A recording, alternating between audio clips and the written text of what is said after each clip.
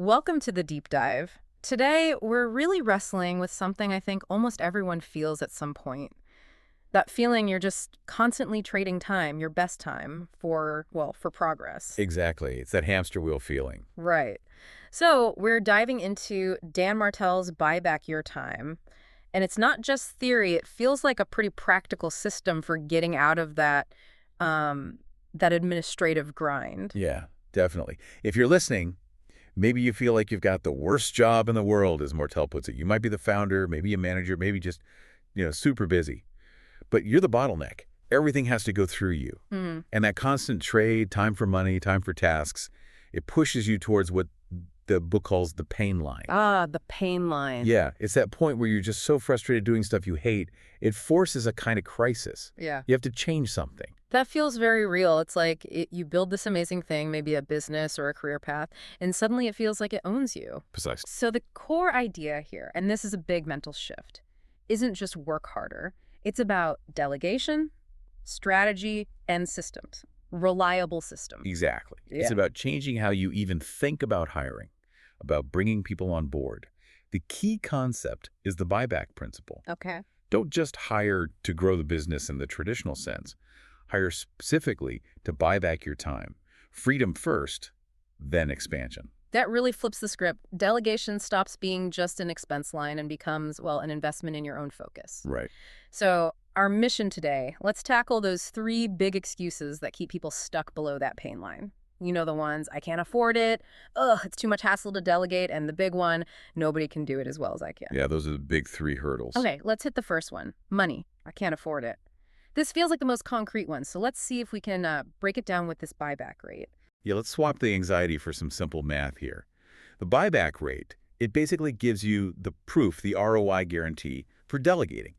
It tells you the sweet spot, the hourly rate you should aim for when paying someone else for those low-value, draining tasks.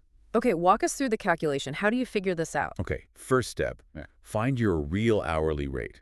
You take your total annual income, and this includes salary, profits, even those discretionary business expenses you might run through the company. Like maybe part of your phone bill or something. Could be, yeah. Anything that's effectively part of your compensation package. Take that total number and divide it by 2,000. 2,000 hours. Like 40 hours a week for 50 weeks. Exactly. It's a standard figure for average annual working hours. So income divided by 2,000 gives you your hourly rate. That's what your time is worth, theoretically. Okay, so I know my number. Now what? Now, the key part, for making sure delegation is actually profitable, you apply the 4x rule. Take your hourly rate, divide it by 4. That number, that's your buyback rate. Divide by 4. Yep.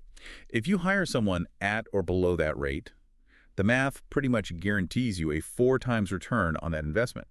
You're buying back your expensive time with less expensive, focused help. Okay, let's use the example from the book. Say someone's total income is $140,000 a year. Right. So $140,000 divided by 2,000 hours gives you an hourly rate of $70 per hour. $70 an hour. Okay. Now, divide that $70 by 4, you get a buyback rate of $17.50 an hour. $17.50. So what this means is, if you're paying someone $17.50 an hour, or maybe even a bit less, to handle your emails, chase down payments, do data entry, tasks like that, you're effectively freeing up your $70 an hour brain to focus on things that actually grow the business or, make you happier. Okay, that math is compelling. But here's where I put on my skeptic hat for a second. I live somewhere expensive. Finding someone good, reliable, and EA maybe for $17.50 an hour, or even say $25. That feels tough, maybe impossible locally. How does this system deal with that reality? That's a really important point, and the book addresses it directly. It's not strictly about hiring someone down the street. It heavily emphasizes leveraging the global talent pool, especially for virtual assistants, VAs. Ah, so remote work is key here. It often is, yeah. The focus is on the task and its value relative to your time, not necessarily the person's physical location. If a task can be done effectively and reliably remotely for your buyback rate, the 4x ROI still holds. You're buying capacity and specific skills, not necessarily geographical proximity. That makes sense. So you're comparing the task's value against the replacement cost, wherever you can find that cost effectively. Okay, the math works. We can afford it, potentially. But what about the next big hurdle, that feeling of, it's just too much work to delegate? It often feels faster to just do it myself, even if I hate it. Oh, that's a huge one. That feeling of friction, that initial effort hurdle, is why you need a system, something repeatable. And that's where the buyback loop comes in. It's designed to make delegation a process, not just this painful one-time chore. A loop. Okay, sounds manageable. It starts with the audit. Correct. Step 1, audit. You have to get brutally honest with yourself for, say, a week. Track everything you do, every single task.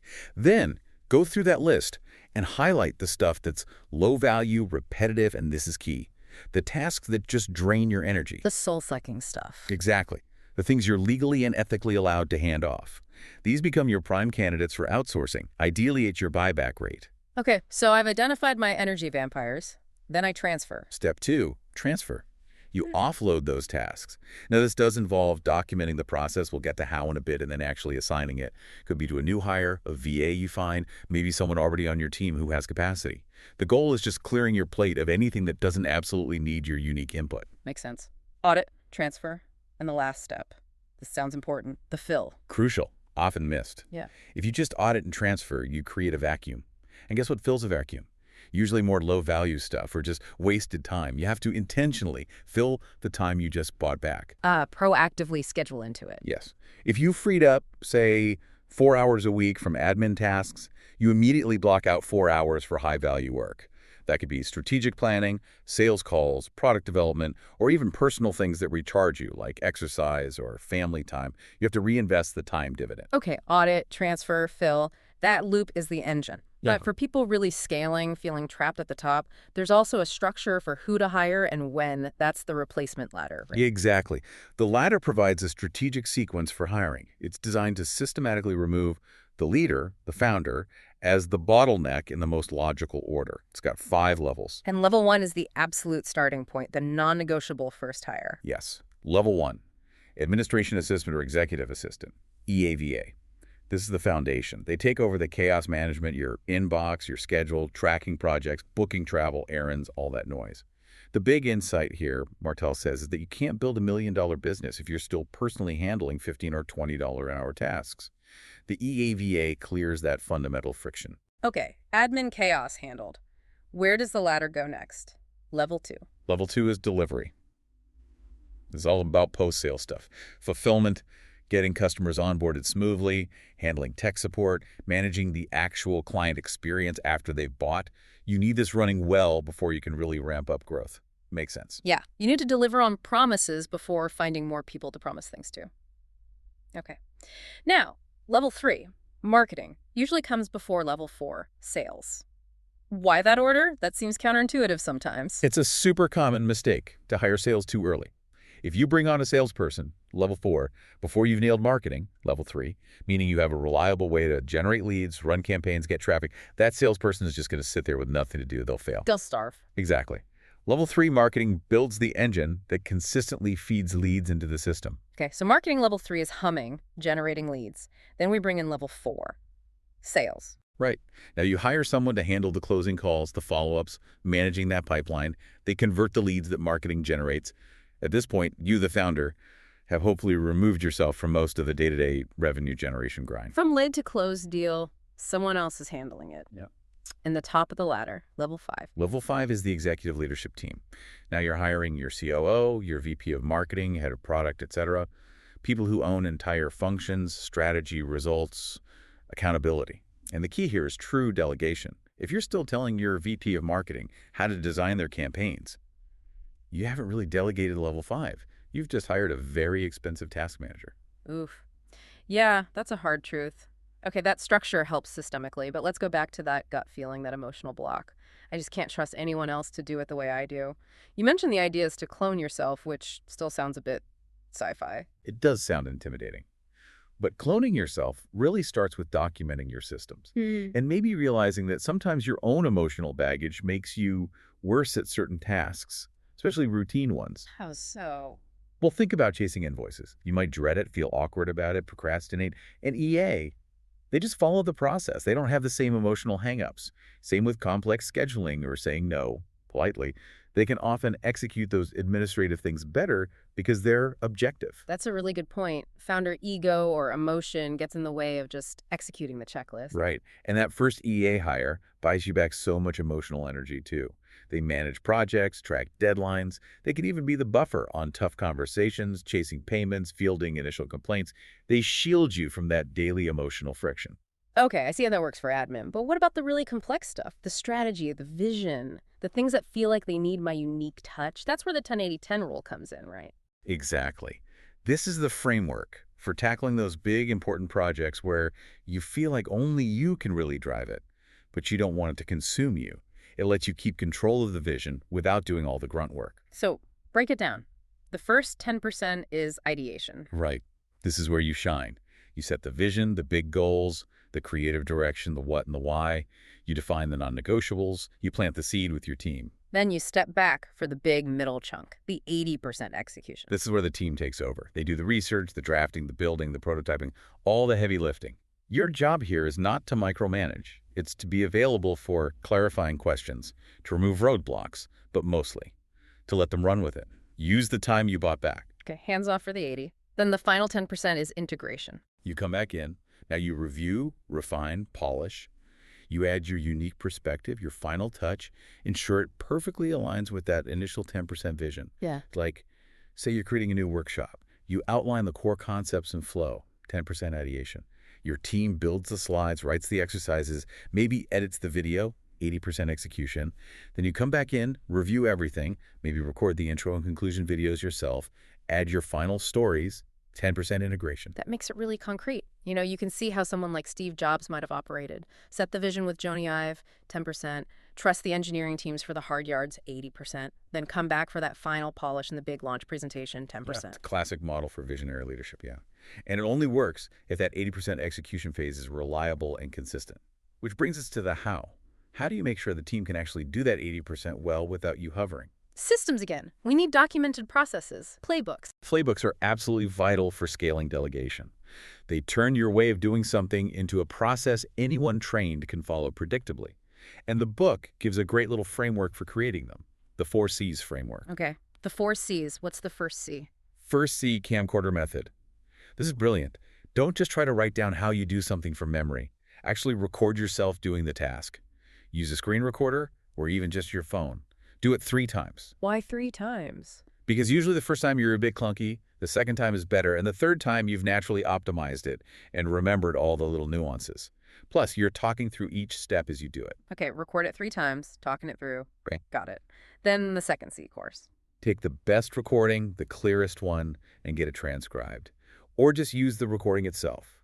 Turn that into a clear, step-by-step procedure document. Maybe add screenshots or create a short internal training video.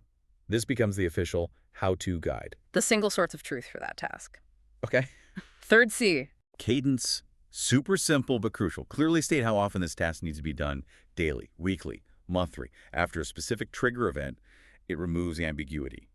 The playbook dictates the rhythm. Right, so the person doesn't have to keep asking, when do I do this? Okay, fourth C. Checklist. The final piece. A simple quality control tool. A short list of the critical steps or outcomes for that task. Did you check X? Did you update Y? Did you notify Z? It ensures consistency and helps prevent errors. Build these 4 things, and you've made that 80% execution phase much more reliable. Camcorder, course, cadence, checklist. The 4 C's. Okay, so we've used the buyback rate to afford help, the loop to delegate systematically, the ladder to structure hiring, 10-80-10 for vision work, and playbooks for consistency. We've tackled all the excuses. What's the ultimate point? Why buy back all this time? Which leads us to the biggest picture. The 10x vision map. Yeah, this is the why behind it all. And the core idea is pretty radical. Yeah. Aiming for 10x growth or improvement is often easier than aiming for just 2x. Easier. Because 2x usually means just working harder within your current constraints, squeezing more out of what you already have. 10x forces you to throw out the current playbook, to completely rethink your approach, your systems, your assumptions. It demands breakthroughs, not just optimization. Interesting. Okay, so this 10x vision map, it has 4 parts. Starting with your team. Right. You have to envision the team you need for that 10x future state. Who needs to be around you? What skills, what roles, what kind of accountability? You design the org chart for where you're going, not where you are now. Okay, future team. Second part, your primary business. Define what 10x actually means for your main business. Is it 10x revenue? 10x impact? 10x customers served? Get specific with the metrics. Make it measurable. Got it. Third, your empire. This looks beyond just the main business. How does that success fuel something bigger? Maybe it's launching related ventures, making strategic investments, starting a foundation. It's about the larger legacy you build from the success of the primary business, using that time and capital you bought back. Okay, the bigger picture. And the last piece sounds like it brings us full circle, your lifestyle. Absolutely critical. And Martell argues you need to define this before you seriously scale. What does your ideal personal life actually look like in that 10x future? Your daily routine. Where do you live? How much family time? What boundaries are non-negotiable? If you don't define the 10x lifestyle you want, you'll likely just use all that bought back time and increase success to create 10x more stress. That's powerful. Define the life first, then build the business to support it, not the other way around. Wow. This whole framework, from the basic buyback rate right up to the 10x vision map, it really does feel like a concrete roadmap for growing without, burning yourself to the ground. It fundamentally shifts your energy away from constantly putting out fires towards actually designing and building that future. Yeah, it feels like permission almost. Permission to build something big without sacrificing everything else. Your family, your health, just memories. Exactly. The problem usually isn't the ambition itself. It's the chaotic, unsustainable approach most people take to achieving it. So by using the rate to know you can afford it, the loop to delegate consistently, the ladder to hire smartly, the 10-80-10 and playbooks to maintain quality and vision, you actually can move from just trading hours for dollars to building real scalable freedom. And that frees up your mind, your energy for those truly 10x activities. Yeah. The things only you can do, the things that actually move the needle in a massive way. Okay, so let's leave everyone listening with this final thought, maybe a challenge. Your calendar really does show what you value. If you look at your schedule right now or think about your week, what's just one repetitive, low-value task that drains you? Just one. What's the one thing you could audit and then make a plan to transfer this week, starting that buyback loop, even in a small way, to move just one step closer to that 10x lifestyle you defined?